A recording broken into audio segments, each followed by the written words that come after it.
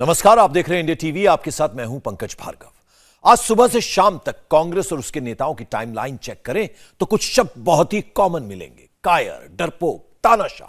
कांग्रेस अपनी पुरानी गलतियों से कोई सबक नहीं ले रही और मोदी पर पर्सनल अटैक करके फिर से पुरानी गलतियां दोहरा रही है। मोदी से मुकाबले के लिए राहुल गांधी के खानदान को आगे किया गया है। कांग्रेस को विरासत में ही अपने लिए ताकत दिखती है। मोदी की पार्टी ने वहीं से काउंटर अटैक शुरू किया है। राहुल पर एक्शन के बहाने मोदी के विरोधी दलों को पास आने का चांस मिल गया है।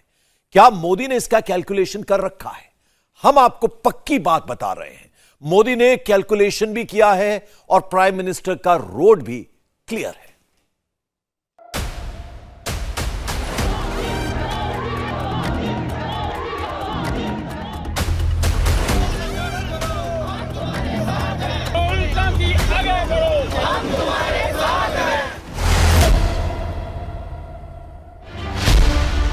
चौबीस के चुनाव से 332 दिन पहले मोदी शब्द ने राहुल गांधी को रिलॉन्च कर दिया।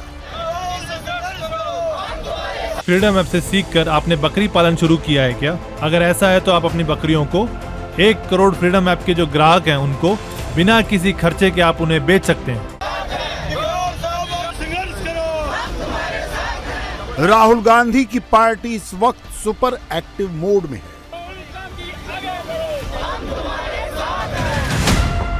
टीवी और अखबार की हेडलाइन में, सोशल मीडिया ट्रेंड्स में, वर्ल्ड मीडिया में, दुनिया में हर जगह राहुल राहुल हो रहा है।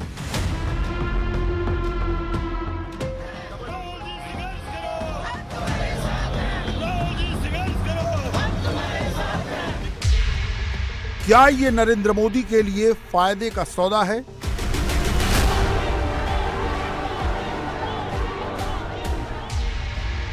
या ये नरेंद्र मोदी के लिए सबसे घाटे का सौदा है? अरे कायर है इस देश का प्रधानमंत्री। लगा दो केस मुझ पर,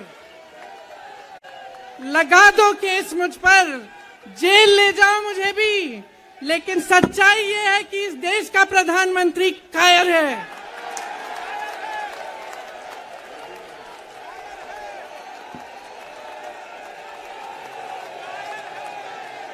अपनी सत्ता के पीछे छुपा हुआ है, अहंकारी है और इस देश की बहुत पुरानी परंपरा है। इस देश की बहुत पुरानी परंपरा है, हिंदू धर्म की पुरानी परंपरा है कि अहंकारी राजा को जनता जवाब देती है। पिछले 100 घंटे से चल रही हेडलाइंस को कंपेयर करें तो सबसे ज्यादा फुटेज राहुल गांधी को मिल रही है। उनके बाद नरेंद्र मोदी हैं, फिर अरविंद केजरीवाल हैं, उनके बाद ममता बनर्जी हैं, अखिलेश यादव हैं, फिर थोड़े बहुत केसीआर हैं। अभी हाल तक यही कहा जा रहा था कि 24 की लड़ाई 4 कॉर्नर्स की फाइट होगी। कुछ पॉलिटिकल एक्सपर्ट्स इसे 5 कॉर्नर फाइट भी बता रहे थे, लेकिन पिछले 100 घंटे में 24 की लड़ाई 2 कॉर्नर फाइट हो गई। नरेंद्र मोदी के सामने अभी एक ही चैलेंजर दिख रहा है, राहुल गांधी। मुझे खुशी इस बात की है कि सारे पार्टियां, सभी अपोजिशन पार्टी एक होकर राहुल जी के साथ खड़े हुए। मैं उन सबको धन्यवाद देता हूं, उन सबको शुक्रिया अदा करता हूं कि जो ऐसे वक्त में लोकतंत्र को बचाने के लिए हमारे साथ खड़े हुए हैं। हर एक ने बात की, मैं उनको धन्यवाद देता हूं, 100 बार धन्यवाद देता हूं। और ये लड़ाई ऐसे ही कायम रखने के लिए हमको भी कोशिश करना है। ये एक दिन की लड़ाई नहीं, कामयाब होने तक हमारी लड़ाई जारी रहे। कांग्रेस राहुल गांधी का नाम भुना रही है। कांग्रेस राहुल की संसद सदस्यता रद्द करने के फैसले से नैरेटिव बना रही है।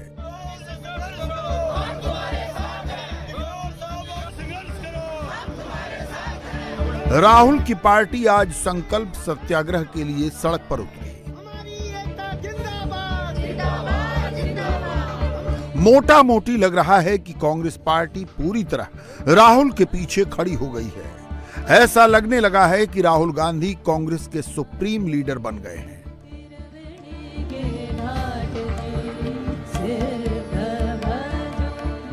जब सोनिया गांधी कांग्रेस की कमांडिंग अथॉरिटी थी, तब वो कम से कम पार्टी प्रेसिडेंट तो थी।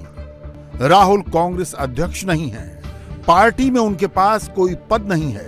अब तो राहुल गांधी सांसद भी नहीं रहे, फिर भी पूरी कांग्रेस राहुलमय है। शहीद के बेटे को आप देशद्रोही कहते हैं, आप मीर जाफर कहते हैं, उसकी आप मां का अपमान करते हैं। आपके मंत्री मेरी मां का अपमान भरी संसद में करते हैं। आपके एक मुख्यमंत्री कहते हैं कि राहुल गांधी को पता भी नहीं है कि उनका पिता कौन है। आपके प्रधानमंत्री भरी संसद में खड़े होकर कहते हैं कि ये परिवार नेहरू नाम को इस्तेमाल क्यों नहीं करता। पूरे परिवार का अपमान करते हैं, कश्मीरी पंडित समाज के रिवाज का अपमान करते हैं, लेकिन आप पर कोई मुकदमा नहीं होता। राहुल गांधी को जो इतनी बड़ी अटेंशन मिली है, उससे सबसे ज्यादा कंफ्यूजन में अगर कोई है तो वो थर्ड फ्रंट के लीडर हैं। ममता बनर्जी, अरविंद केजरीवाल, अखिलेश यादव, केसीआर, राहुल के सेंटर स्टेज में आने से इनका शुद्ध पॉलिटिकल घाटा है। सबको पता है कि 24 का चुनाव पार्टियों का चुनाव नहीं होगा। 24 का चुनाव प्रेसिडेंशियल स्टाइल का इलेक्शन होगा, जहां लीडर वर्सेस लीडर होगा। नरेंद्र मोदी वर्सेस कोई और होगा।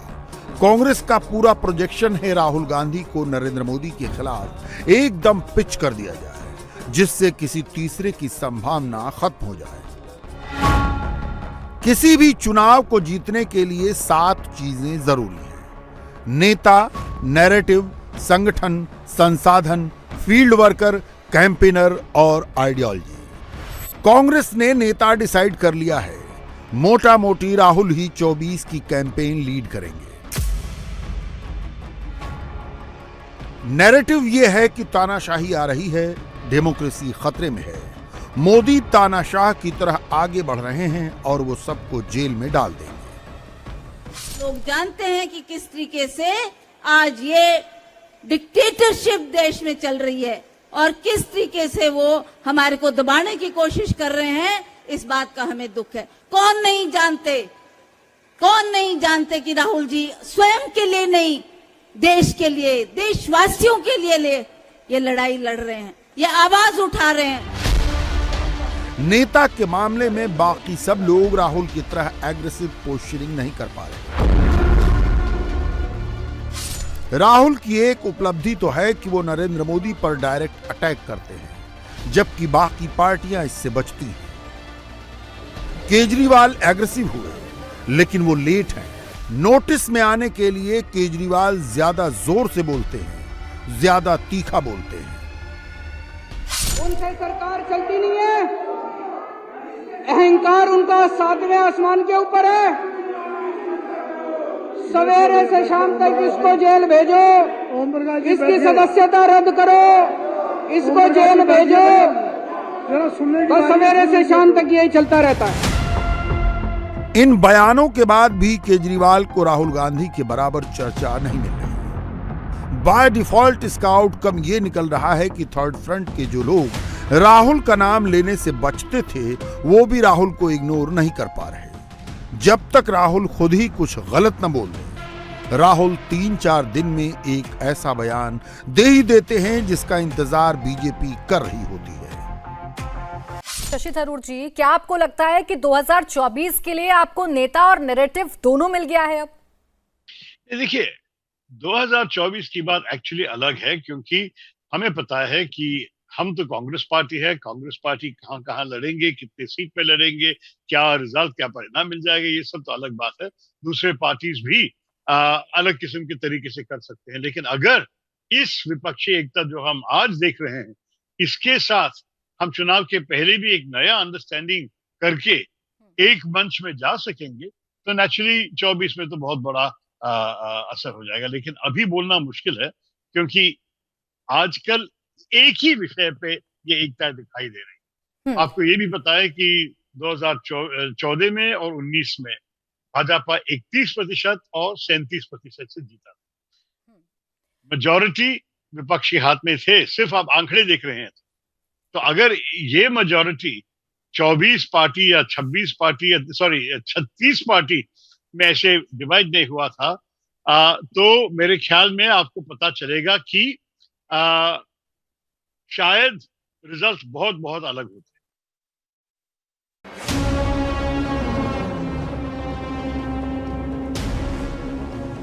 अब ऐसा तो हो नहीं सकता कि कांग्रेस का कैलकुलेशन मोदी को पता ना हो। जो दुश्मनों को खबर है मोदी को उससे बहुत ज्यादा पता होगा। अचानक कुछ भी नहीं हुआ, न राहुल के मुकदमे का फैसला अचानक हुआ, न डिस्क्वालिफिकेशन का डिसीजन अचानक आया। बीजेपी चुनाव की तैयारियों में महीनों से लग जाती है। कुछ पॉलिटिकल एक्सपर्ट्स कहते हैं कि चुनाव के मामले में मोदी 1 साल आगे चलते हैं। राहुल के मामले में इस वक्त भी मोदी कम से कम 3 महीना आगे चल रहे हैं।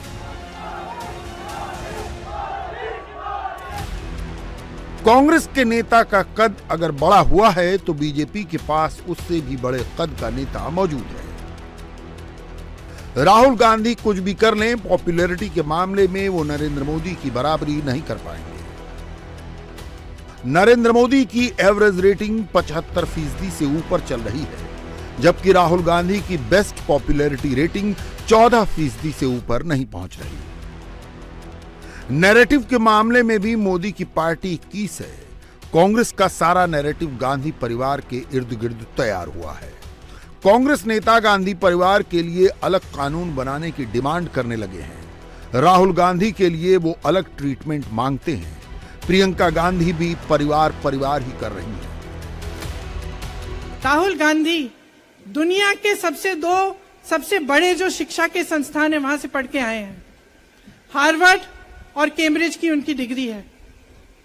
कैम्ब्रिज से उन्होंने इकोनॉमिक्स में मास्टर्स डिग्री, एमफिल डिग्री उनको मिली। आप उसको पप्पू बनाते हैं। मेरी दादी, मेरे पापा, मेरी मम्मी, मेरा भाई।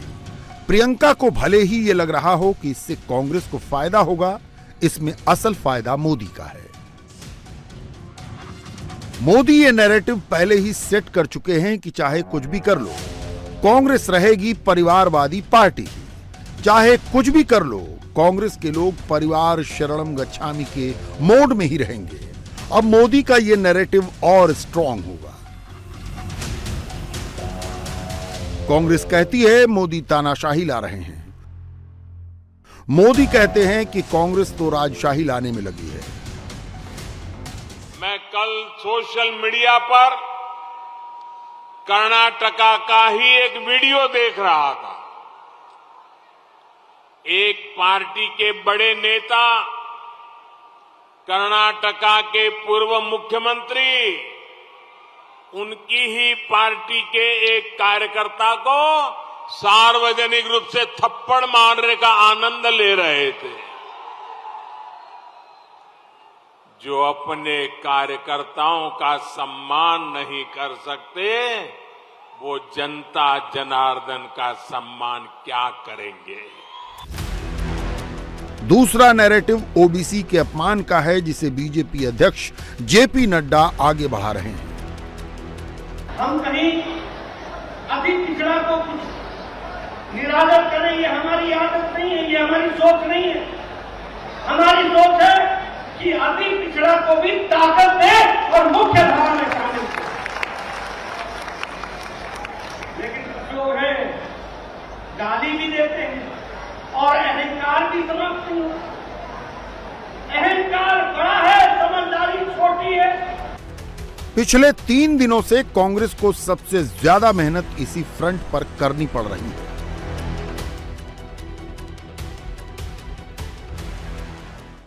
मैं ओबीसी का नहीं हूं क्या? मैं तीसरी बार मुख्यमंत्री बनाया गया, सोनिया गांधी जी, राहुल गांधी जी, प्रियंका जी बैठी है, 3 बार मैं मुख्यमंत्री हूं, ओबीसी का हूं मैं। और आपको जानकारी होगी या जानकारी होगी, खुशी होगी, मेरी कम्युनिटी का पूरी असेंबली में एक ही मेंबर है, एक ही सदस्य है। असेंबली में मेरी कम्युनिटी सैनी माली कहलाते हैं, उनका एक ही मेंबर है और वो मैं खुद ही हूं। इससे बड़ा क्या हो सकता मैसेज ओबीसी के लिए?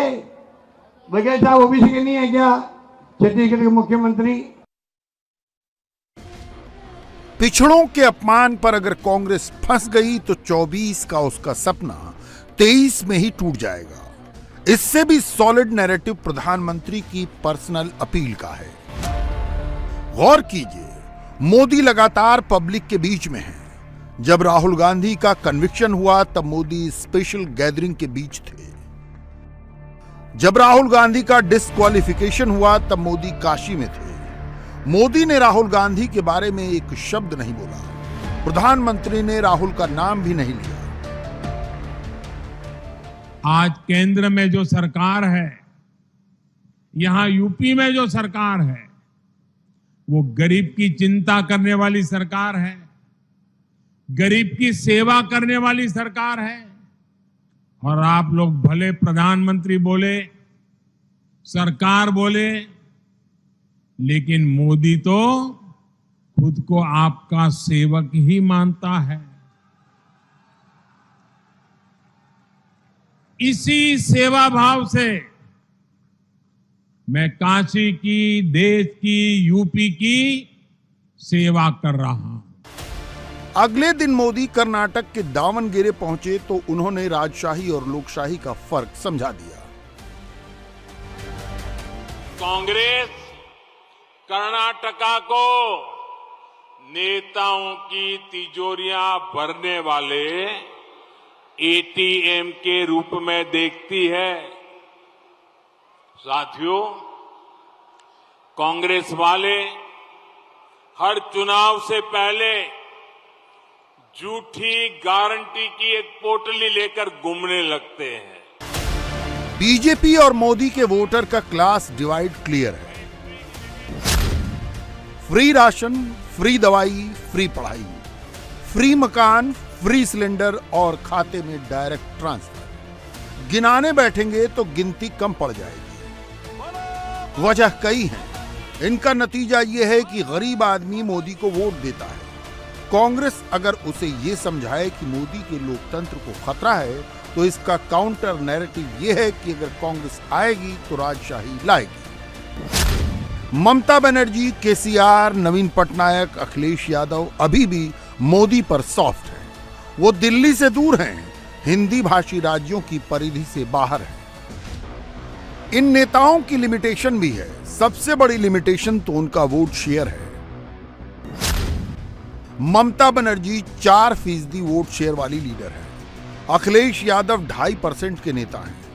उद्धव ठाकरे 2%, नवीन पटनायक 1.5%, नीतीश कुमार उससे भी कम और तेजस्वी यादव 1% के ही नेता हैं।